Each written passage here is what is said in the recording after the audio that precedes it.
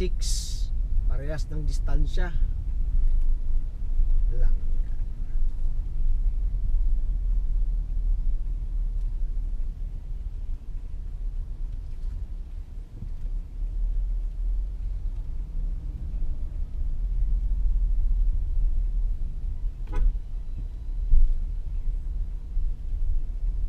Maniningil ka pa. Baba na nga ng one. Pangit yung kalsada nyo, maniningil ka pa ng... Dapat may madaanan na kami yung alternate route. Pangit yung kalsada na to.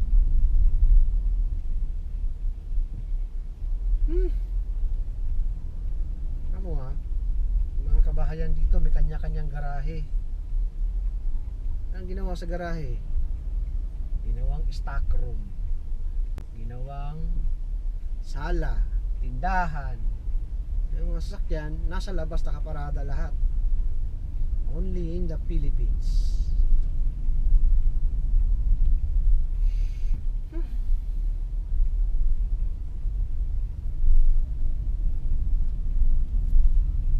Bagay, ganun din sa amin mga paps.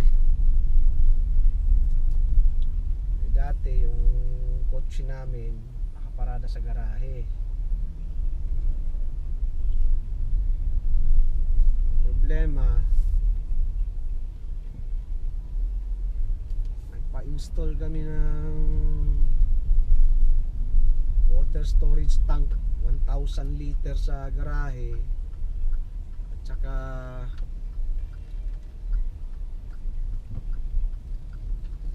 tawag dyan,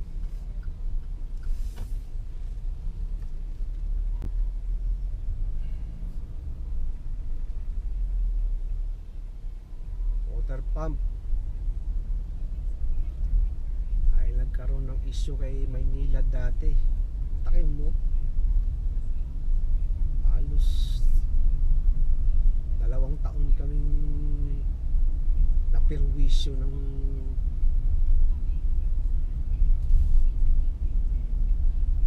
water concessionaire na yan kaya sa kapalpakan nila.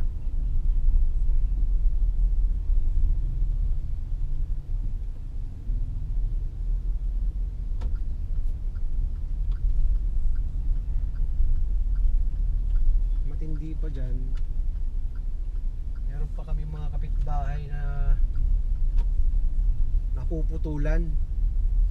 Wala na ngang tubig, napuputulan pa. Ang galing. Tapos ngayon,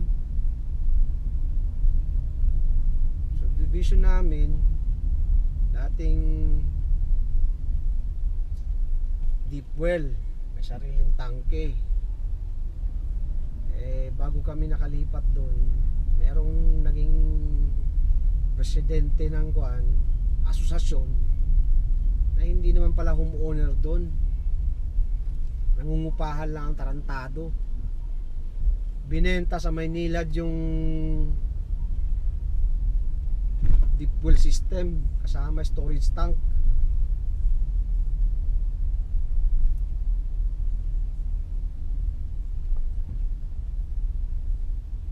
Kailan mga paps, kuntuhan tayo ulit mamaya. Nandito na ako sa aking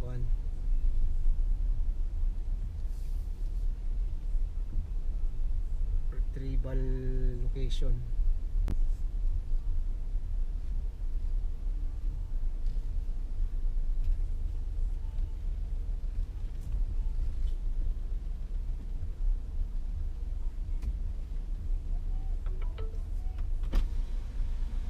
Morning, sir. Good morning, boss. Sa kuan, boss. Ano address to? Sir, gilid ka muna. Block 2 lot 7. Sir, nabati ka muna. Sa likod ng guard sa stop ka. Dito. Oo, kasi may papasok. Kopya. Dito na, sir. Dito na, stop na. Ansya na. Sige, sir. Kasya. ID na lang, sir. Dahil, sir, ito, kaliwa ka dyan. Tumbukin mo lang yan, nandyan yung 27. Ha? Thank you.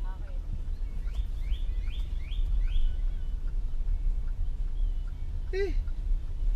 Ganda-ganda ng subdivision.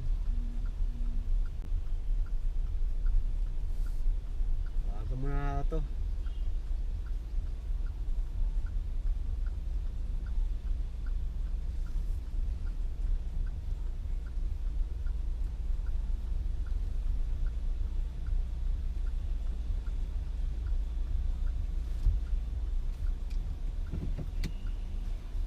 The subscriber cannot be Nako. reached.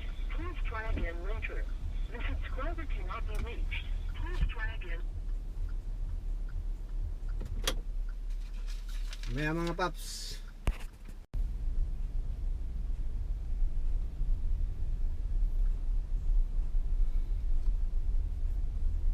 Mga paps, na-load na natin yung kuan. Pinick up natin sa bahay ng nag-resign na empleyado.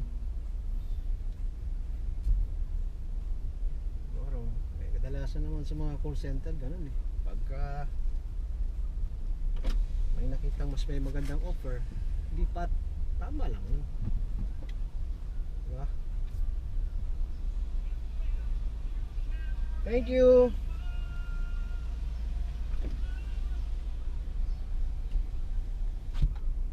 Ano to? Hirap talaga dito mga paps. Dito na tayo sa kabilang ruta.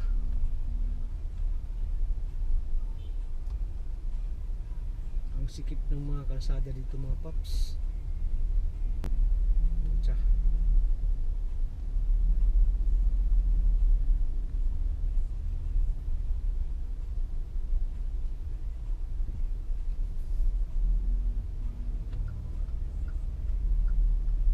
Pag may nakasalubong kang sasakyan dito, wala na. Barado na. Bumalik ako doon sa dinaanan ko kanina, nakaabang yung mga gwardiya ng Tolonges na subdivision. Hingi ng bayad.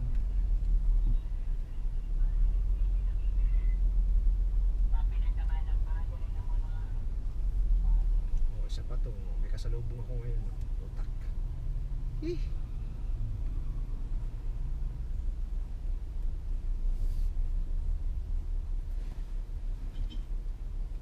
Bilisan mo. Maya bigla kang may kasunod eh.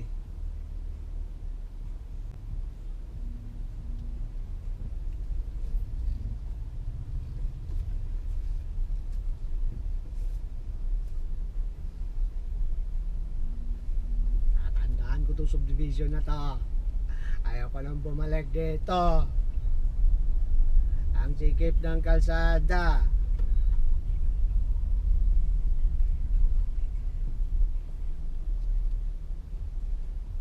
Ay nako.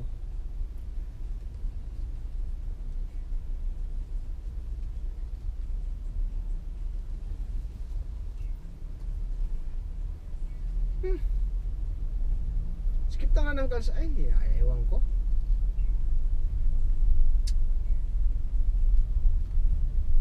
Kunti na lang. Maluwag na. Sana.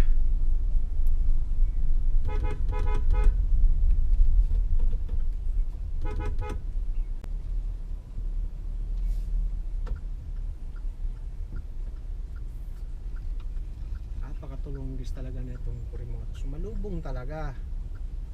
Tapos may tricycle pang nakaparada. Shit, di pa pala ako nakakalabas sa masikip na kalsada.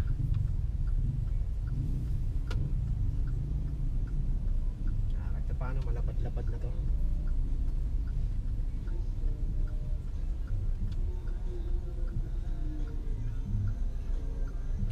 Ay,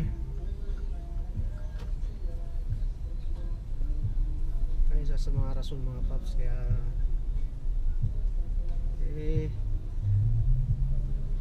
in-expect ko malapad ang kalsada kasi ang ganda ng pangalan ng subdivision.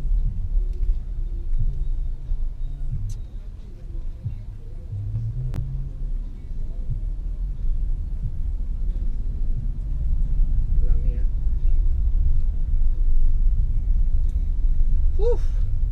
Karaos din. Tara tayo sa drop off mga paps. Ay nako. Kaya pag di ka maingat dito, gas sarado kotse mo dito. 2cc, yung iba kasi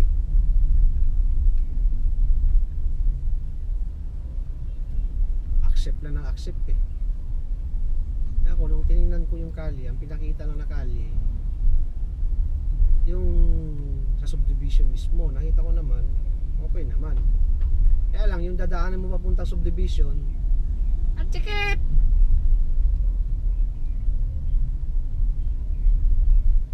Tapos yung mga truck na ayaw dumaan ng toll gate, makakasalubong mo pa, minsan makakasabay mo pa, parado ang kinalabasan.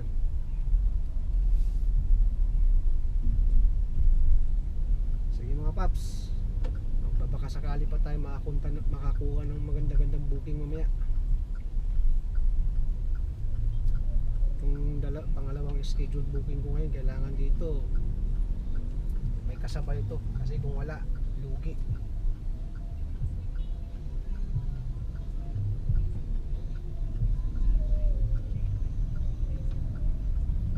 Nakalabas na tayo ng Quirino Avenue, Baleches, bitches. Mamaya mga paps, drop off na natin yung first scheduled booking natin mga paps. Ay nako, minsan nakakadala pagka ganito eh. Yun, come on please. Okay na po.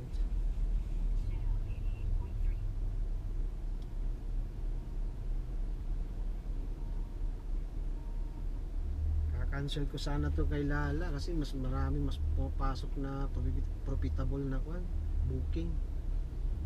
Problema naman, kawawa naman kasi cake yung ipapadala niya eh.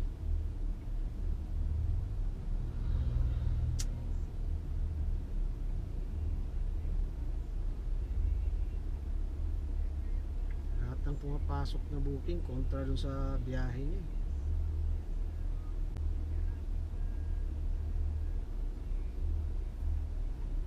Pumasok sana Tagaytay 5 PM. Sana bumalik yun.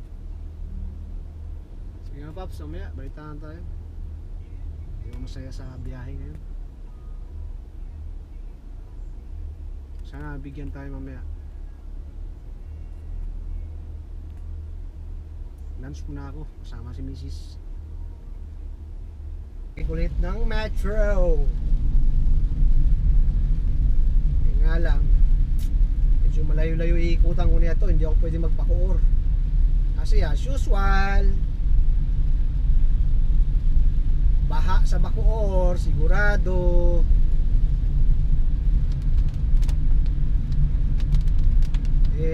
Problema dito kay Lala kasi walang reimbursement ng tolls. So, service road tayo dadaan.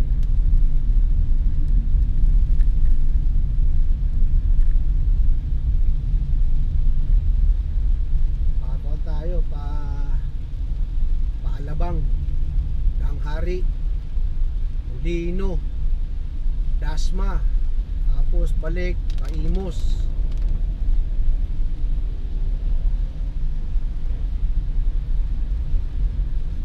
Sana para natapos ko mamaya may makuha pa tayo. Sayang yung kagabi mga paps, may pumasok mga alas 10 yata yun, papuntang Ilocos Norte, babiyahin 480 kilometers. Tapos yung binigay na travel time hanggang tanghali naman, so di kailangang madaliin yung biyahe, pwedeng mag stop over. Ang babayaran sana nasa 8,000 nga lang, nakainom na ako ng isang bote ng soju. Mahirap bumiyahe ng nakainom. Alang iya. Tapos kaninang umaga naman may pumasok din pa Baguio. Nasa almost 6,000 yung babayaran na inansya ko, 300 plus kilometers. Lugi. Kasi nasubukan ko yung pagbiyahe namin ng Bulinaw ni Mrs.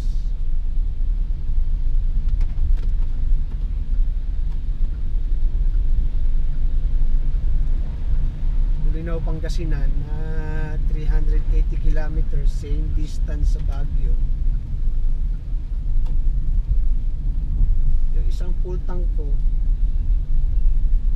may tira pang lagpas 1/4 kasi mas less yung consumption pagka bangke. Direktahan yung takbo mo eh.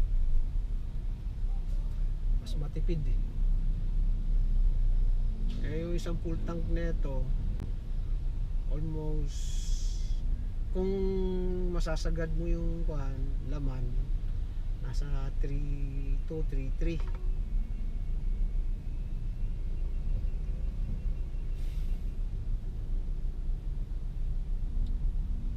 Kaya balikan 6 plus 6, sabihin natin 6.5.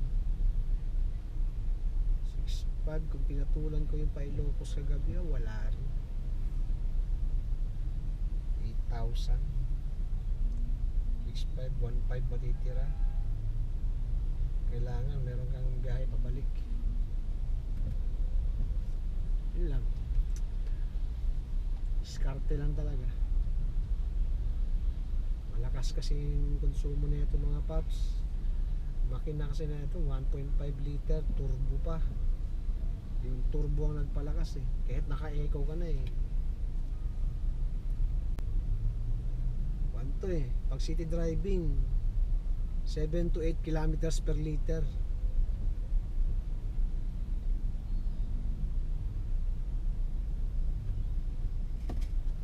Yun ang consumption niya. Pero pag expressway, nag-range siya ng doble, mga 15 to 17 kilometers per liter, depende sa apak mo.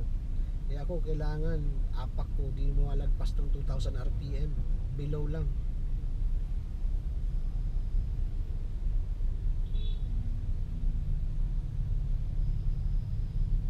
Ang ginagawa ko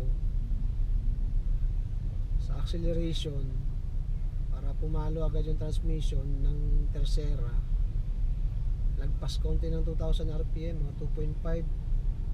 Pagpalo ng kwarta, baba na, below 2,000 na. Kaya kailangan maalam ka rin sa sasakyan mo, paano mo gamitin, paano mo patakbuhin.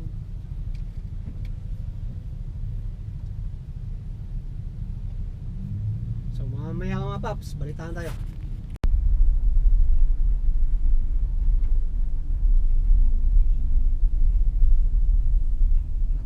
Ko na yung pang double booking natin mga paps, yung cake. Ayaw ko na tumanggap talaga ng cake. Yung design nito parang lollipop ang puta. Hindi ako makapagpatakbo ng maayos nito. Gumagalaw, ay shit.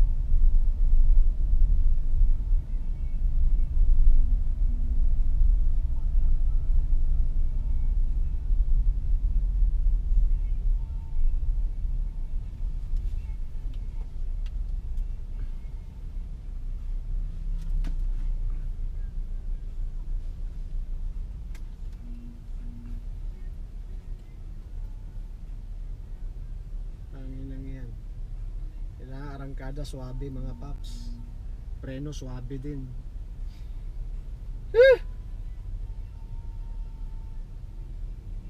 Hirap na ito. Di na ako natanggap ng cake. Maliban na lang siguro kung hindi ganito yung design. Alam niyo yung tower na cake, ganyan kahaba, kalahati cake. Tapos may naka-design na mga parang lollipop yata to na may icing. Matigas kaya to.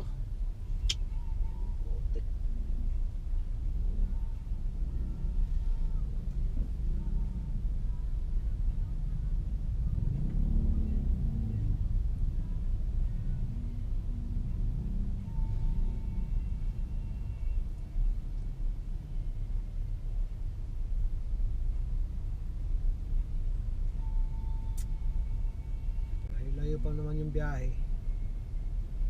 Tapos kalsada ng EDSA, bako-bako. Alam niyo yun, parang kalsada ng Rumble Strip.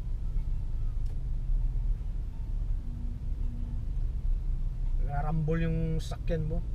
Kahit anong ganda ng sakyan mo, mararamdaman mo talaga tagtag eh.